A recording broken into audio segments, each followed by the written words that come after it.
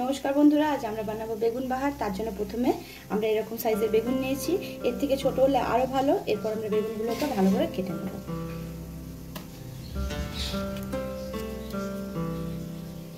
এইরকম সাইজ করে আমরা বেগুনগুলোকে কেটে নেব। আমাদের বেগুনগুলো সব কাটা হয়ে গেছে। এরপর এটা আমরা ভালো করে ধুয়ে নিয়ে নুন এবং হলুদ মাখিয়ে নেব।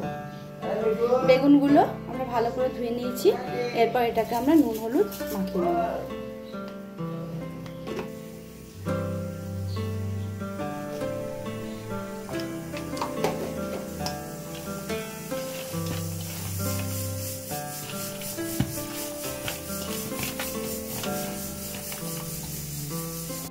বেগুনগুলোতে নুন হলুদ মাখানো হয়ে গেছে। এরপর এটাকে আমরা ভেজে নেব।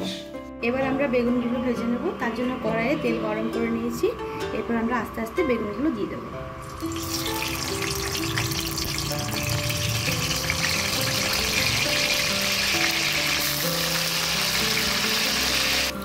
এরপর বেগুনগুলো আরেকটা পাশ পাল্টে নেব।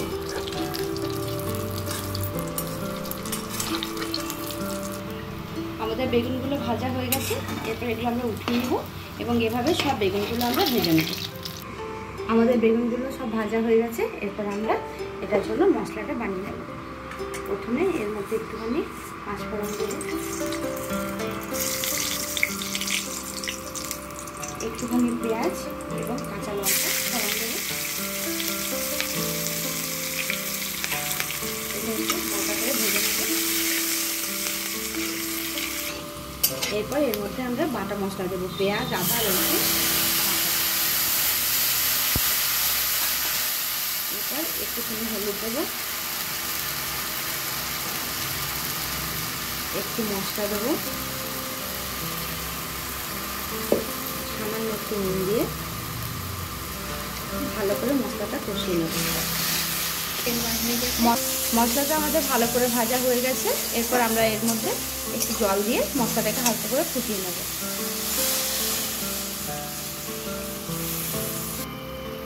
আমাদের ঝোলটা ফুটে গেছে। এরপর আমরা এর মধ্যে আস্তে আস্তে বেগুন ভাজাগুলো দিয়ে দেব।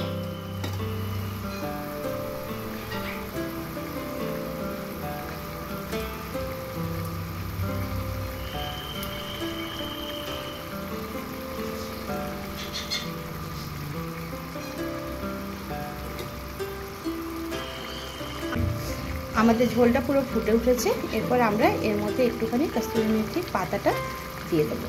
এবার হালকা করে এটাকে একটু নাড়িয়ে নেব। এরপর এটাকে একটু হালকা ফুটিয়ে নিয়ে ঠান্ডা হতে দেবো। বন্ধুরা, এই আমাদের বেগুন বাহার তৈরি হয়ে গেল। আপনারা এইভাবে বাড়িতে বানিয়ে দেখবেন, কেমন লাগে আমাদের নিশ্চয়ই জানাবেন। ধন্যবাদ।